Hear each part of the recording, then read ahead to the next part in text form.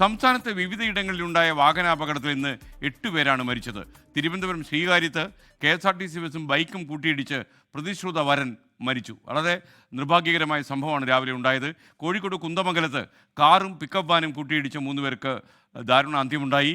Kottayam മോനിപ്പള്ളിയിൽ KSRTC ബസും കാറും കൂട്ടിയിടിച്ച് 3 പേർക്ക് ജീവൻ നഷ്ടമായി. അപകടത്തിനൊരു ദിവസമായിരുന്നു ഇന്ന്.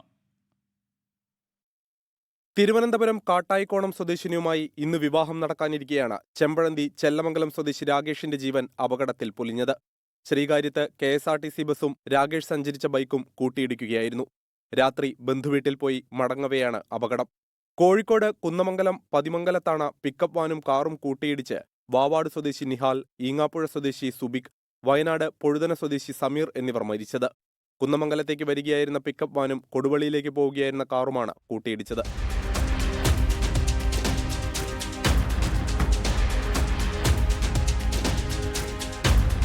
പിക്കപ്പ് വാനിലുണ്ടായിരുന്ന പൊഴുതന സ്വദേശി സഫീഖ് കോഴിക്കോട് മെഡിക്കൽ കോളേജ് ആശുപത്രിയിൽ ചികിത്സയിലാണ്. കാർ വെട്ടിപ്പൊളിച്ചാണ് യാത്രക്കാരെ പുറത്തെടുത്തതെന്ന് നാട്ടുകാർ. വണ്ടി വേറെടുത്താൻ കഴിയാത്തതുകൊണ്ടാണ് പ്രയാസം ആളെടുക്കാൻ കഴിയുക. രണ്ടും ഒരേ ഭാഗത്താണുള്ളത്. ഡ്രൈവറും ഒരു ഭാഗത്താണ്, വേഗിൽ ഇടതുവശത്തിരിക്കുന്ന ആളും ഒരേ ഭാഗത്താണ്. അവർ രണ്ടാളും ഒരു ഭാഗത്ത് കാല് കുടിയും പോയതാണ്. ഓലെ കട്ടർ ഉപയോഗിച്ച് കട്ട് ചെയ്തെടുത്തതാണ്. വലിയ അനക്കൊന്നുമില്ല. ആള് ഓൺ ദ സ്പോട്ടിൽ മരിച്ചായിട്ടാണ് നമുക്ക് അന്നപ്പോൾ കിട്ടിയത്. കോട്ടയം മോനിപ്പള്ളിയിൽ KSRTC ബസും കാറും കൂട്ടിയിടിച്ച് 3 പേർക്ക് ജീവൻ നഷ്ടമായി. നീണ്ടൂർ പ്രാവട്ടം സ്വദേശികളാണ് മരിച്ചത്. ഇവർക്കൊപ്പം കാറിലുണ്ടായിരുന്ന 3 പേരെ ആശുപത്രിയിൽ പ്രവേശിപ്പിച്ചിട്ടുണ്ട്. കോഴിക്കോട് പന്നീരാങ്കാവ് ടോൾ പ്ലാസയ്ക്ക് സമീപം ടിപ്പർ ലോറിക്ക് പുറകിൽ പിക്കപ്പ് വാനിടിച്ച് ഗുരുതരമായി പരിക്കേറ്റ ഡ്രൈവർ മരിച്ചു. തലശ്ശേരി പത്തായക്കുന്ന് സ്വദേശി സലീമാണ് മരിച്ചത്.